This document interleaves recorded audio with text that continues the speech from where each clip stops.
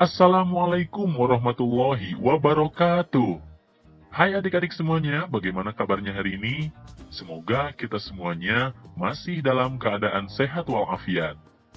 Sebelum mulai video pembelajarannya, marilah kita awali dengan membaca lafal basmalah bersama-sama. Bismillahirrahmanirrahim. Nah adik-adik, dalam video pembelajaran kali ini, kita akan membahas tentang kisah keteladanan Nabi Musa alaihi salam. Semoga dengan kalian menyimak video pembelajaran ini, kalian bisa memahami dan juga bisa menceritakan kembali kisah keteladanan Nabi Musa alaihi salam, serta menunjukkan sikap-sikap terpuji yang ditunjukkan oleh Nabi Musa alaihi salam. Oke, sekarang kalian sudah siap? Mari kita simak kisah keteladanannya. Nabi Musa alaihi salam lahir di Mesir. Pada zaman itu, Mesir dipimpin oleh seorang raja yang zolim, yaitu Fir'aun. Fir'aun dikenal sebagai raja yang kejam, kerap berlaku tidak adil kepada rakyatnya. Ia juga mengaku bahwa dirinya adalah Tuhan yang harus disembah oleh rakyatnya. Fir'aun sangat mempercayai ramalan dari tukang sihir. Suatu hari, tukang sihir istana memberitahu ramalannya kepada Fir'aun. Katanya, kelak akan muncul seorang anak laki-laki dari Bani Israel yang akan menggulingkan Fir'aun dari singgasana kerajaannya. Mendengar hal tersebut, Fir'aun pun marah besar. Sejak saat itu, ia memerintahkan agar semua bayi laki-laki yang lahir di Mesir dibunuh. Ibu Nabi Musa bernama Yukabad, dan ia berasal dari Bani Israel. Pada saat Yukabad melahirkan Nabi Musa, ia sangat khawatir bahwa Fir'aun akan membunuh anak laki-lakinya tersebut. Yukabad kemudian berdoa kepada Allah Subhanahu wa Ta'ala.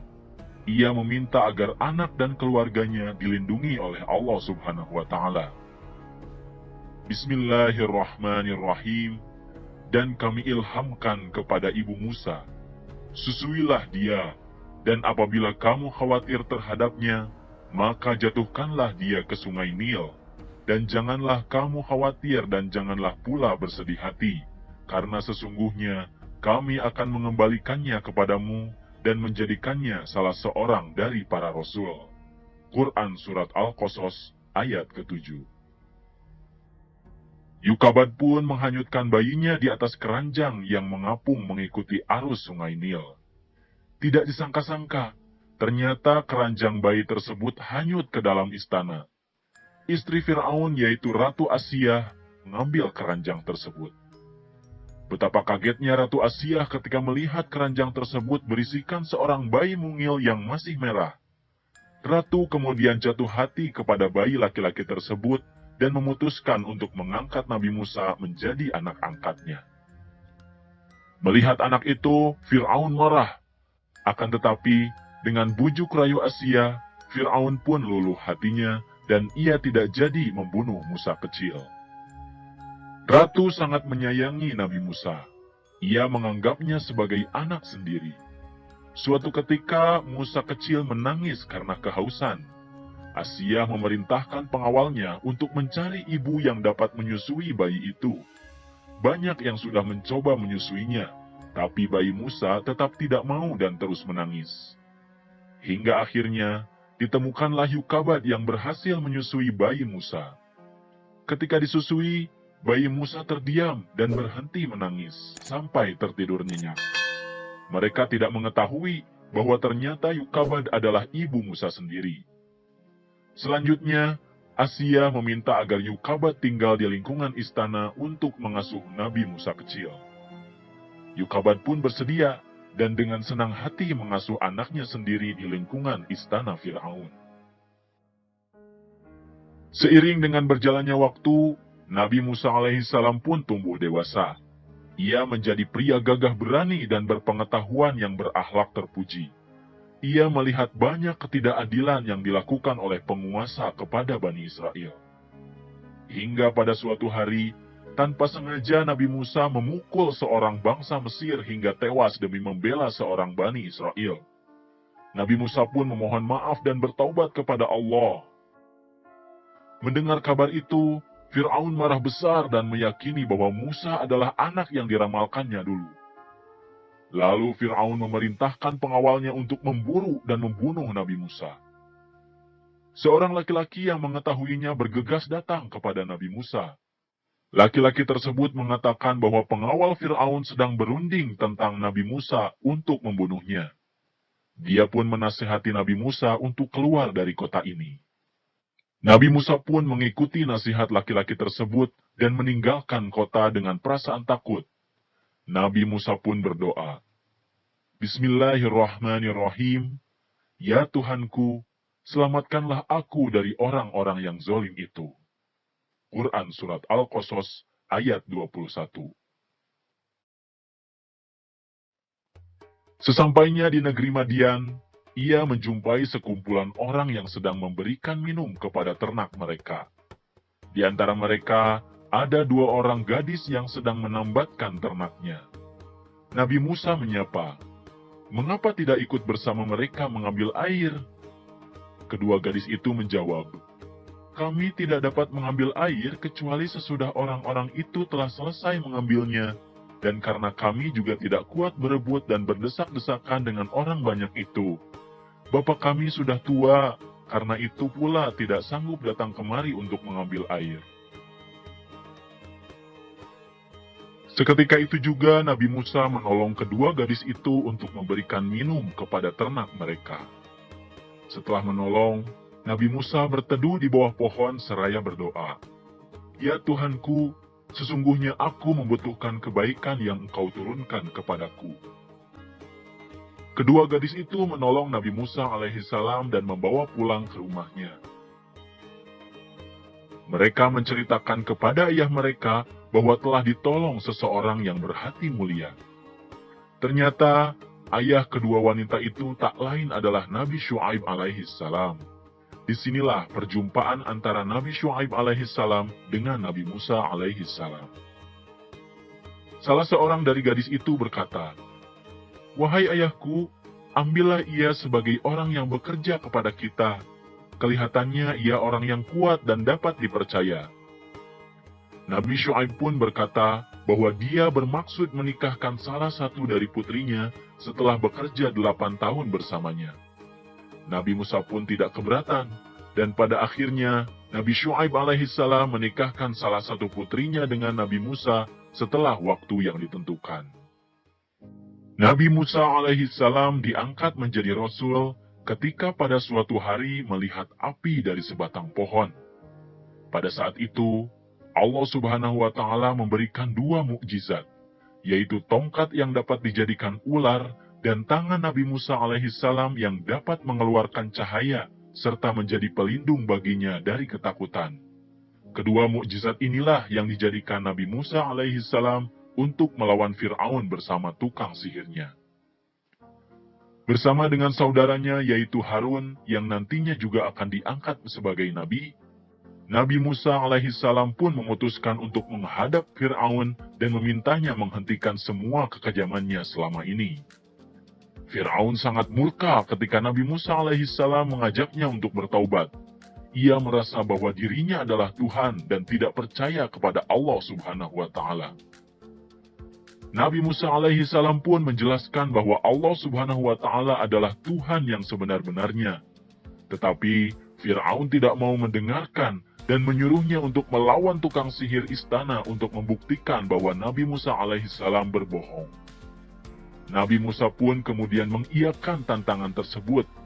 Pertandingan tersebut diadakan beberapa hari kemudian di lapangan istana. Di hari perjumpaan itu, tukang sihir Fir'aun berkata, "Ya Musa, lemparkanlah tongkatmu lebih dahulu, atau kami yang akan memulai lebih dahulu." Nabi Musa alaihissalam pun berkata, "Kamulah yang lebih dahulu." Lalu, tukang sihir Fir'aun melemparkan tali-tali dan tongkat-tongkatnya yang kemudian berubah menjadi ular-ular. Pada saat itu, Allah Subhanahu wa Ta'ala berfirman, "Bismillahirrahmanirrahim, dan lemparkanlah apa yang ada di tangan kananmu. Niscaya ia akan menelan apa yang mereka perbuat.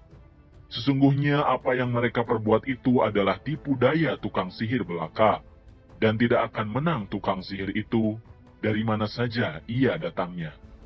Quran Surat Toha ayat 69. Nabi Musa alaihissalam pun melemparkan tongkatnya. Seketika itu jadilah ular besar merayap sambil memakan ular-ular tukang sihir Fir'aun. Kejadian ini membuat sebagian tukang sihir Fir'aun mengaku kalah dan bersujud kepada Allah Subhanahu wa Ta'ala. Karena melihat tukang sihir tersebut telah beriman kepada Nabi Musa alaihissalam, demikian juga istrinya Siti Asyah, maka Fir'aun bertambah marah dan ganas. Hari-hari kemudian, Fir'aun bertindak semakin kejam kepada Bani Israel. Bersama bala tentaranya, dia menyiksa orang-orang yang beriman. Melihat yang demikian, Allah pun menurunkan azab kepada masyarakat Mesir dan kerajaan Fir'aun. Di antaranya adalah hujan yang tidak henti-hentinya, wabah belalang, katak, dan air yang berubah menjadi darah. Fir'aun pun berjanji kepada Nabi Musa untuk menyembah Allah, asalkan Nabi Musa berdoa untuk menghentikan azab itu. Namun itu semua adalah tipu dayanya. Setelah Nabi Musa berdoa kepada Allah Subhanahu wa Ta'ala untuk menghentikan azab-azab itu, Fir'aun pun tetap tidak menyembah Allah dan malah semakin menyiksa Bani Israel yang menjadi pengikut Nabi Musa. Allah Subhanahu wa Ta'ala pun berfirman, Bismillahirrahmanirrahim, dan kami wahyukan atau perintahkan kepada Musa, pergilah di malam hari dengan membawa hamba-hambaku atau Bani Israel, karena sesungguhnya kamu sekalian akan disusuli. Quran Surat Asy-Syu'ara ayat 52. Akhirnya, Nabi Musa alaihissalam dan orang-orang yang beriman mundur dan melarikan diri dari kota Mesir.